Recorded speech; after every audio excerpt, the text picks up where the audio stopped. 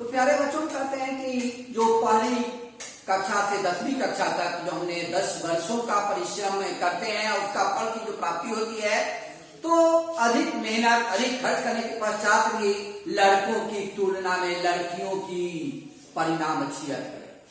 क्या कारण है? अत्यधिक के मान सम्मान लड़कों के प्रति, खर्च लड़कों के प्रति, और जब फाइनल परिणाम आता है तो बिहार के लड़कियों ने मारी बाजी। चाहे वह बिहार बोर्ड हो, सीबीएसई बोर्ड हो या अन्य बोर्ड हो, किसी भी प्रकार की हो, उसमें लड़कों से की अपेक्षा लड़कियों का परीक्षा परिणाम बेहतर होता है। तो हमें कदापि जो है भेदभाव नहीं करना चाहिए। सेकंड चलेंगे मातृ पितृ भक्ति। मातृदेवो भव, पितृदेवो भव, आचार्य देवो भव, अतिथि देवो भव। माता पिता गुरु और अतिथि को देवता के समान समझना चाहिए। जब भी मातृ पितृ जन्म देने वाली माँ और धरती माँ, प्यारे बच्चों, जो जन्म दी है माँ और धरती माँ, हमें सबसे पहले धरती माँ को नमन करना चाहिए। उसके बाद जो जन्म देने वाली माँ है उन्हें नमन करना चाहिए। और हमें सदा सर्वदा अपने से श्रेष्ठ जनों को नमन करना चाहिए। और सदा हमें यह स्मरण करना चाहिए कि हमें अपने से बड़ों का सम्मान करना चाहिए। परोपकार पर उपदेश कुशल बहु तेरे।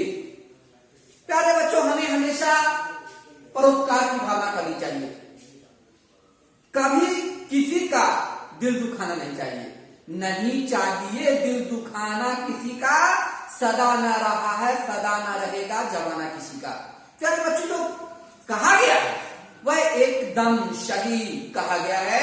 हमें कभी किसी को कष्ट नहीं देना चाहिए, पीड़ा नहीं देना चाहिए, दिल दुखाना नहीं चाहिए। हमें हमेशा दूसरों को सुख करके ही हमें अपने को सुख प्राप्ति होती है। समर्पण, हमें समर्पण का भाव होना चाहिए। प्यारे बच्चों, इसमें अभी जो सुभागी, जिसमें सुभागी के पिता तुलसी महतो, माता लक्ष्मी देवी, भाई रामू और सुभागी के गांव का मुखिया श्री सज्जन सिंह के बीच है। हमारे समाज में आज भी लड़के लड़कियों में भेद किया जाता है। लड़कियों को कमजोर समझा जाता है। प्यारे बच्चों, किसे कमजोर समझा जाता है? लड़कियों को। इसका सबसे बड़ा दुष्प्रभाव यह है कि भारत में लड़कों की तुलना में लड़कियों की संख्या निरंतर कम होती जा रही है।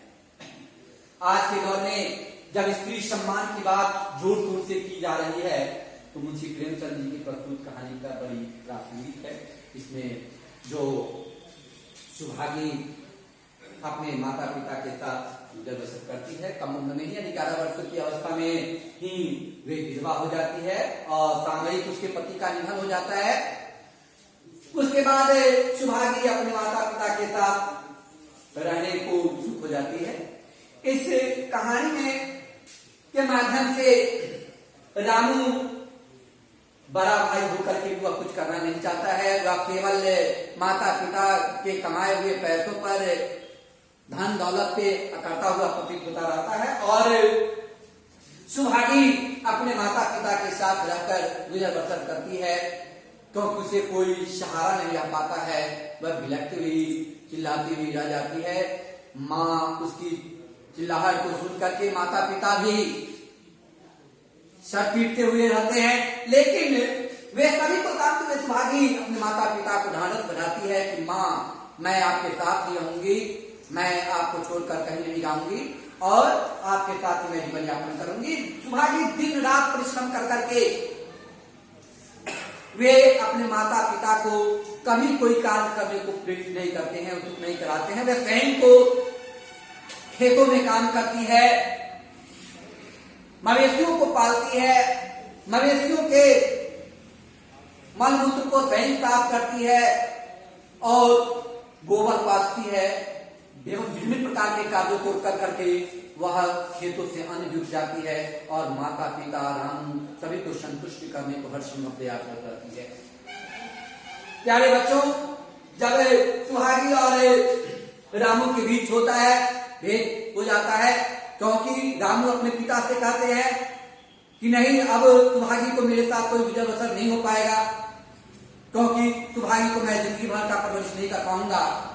यह सुनकर सुहागी स्वयं अपने पिता तुलसी मातो और माता लक्ष्मी देवी को प्रोत्साहित करती है कि भैया से मैं कभी भी किसी प्रकार का कोई सामग्रियां नहीं लूंगा, उनके प्रति मैं कभी पैसे का लेन देन भी नहीं करूंगा, मैं स्वयं कमा करके ही अपने कार्यों को पूरा करूंगा, मैं भाई रामू से कुछ नहीं ले पाऊंगा। एवं प्रकार से करती है। अंतोगत्वा दिन रात की तरफ को देखते हुए तुलसी मातो ने अपने गांव के मुखिया सज्जन सिंह को बुलाते हैं और कहते हैं कि भाई अब मेरा और रामू के बीच नहीं गुजर बसर हो पाएगा, जो हो सके बांट कर अलग कर दिया जाए। किसने किससे कहा? तो तुलसी मातो ने गांव के मुखिया सज्जन सिंह से कहा।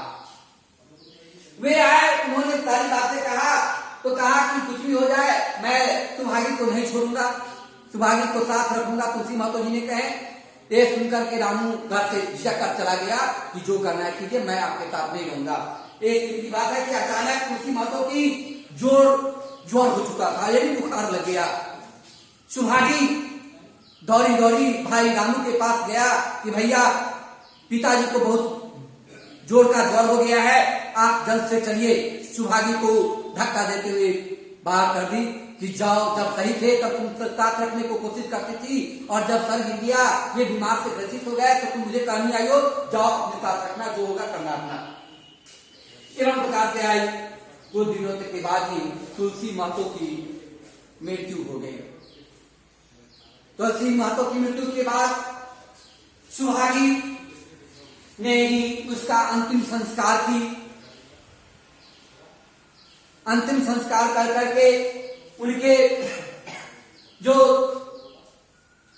कार्यकलाप किए, जो भी पैसे हुए स्वयं को कर्ज लेकर के किया, रामू से कुछ भी नहीं ले पाई, और स्वयं खर्च कर करके वे दिन रात मेहनत करके कर्ज को सधाई थी।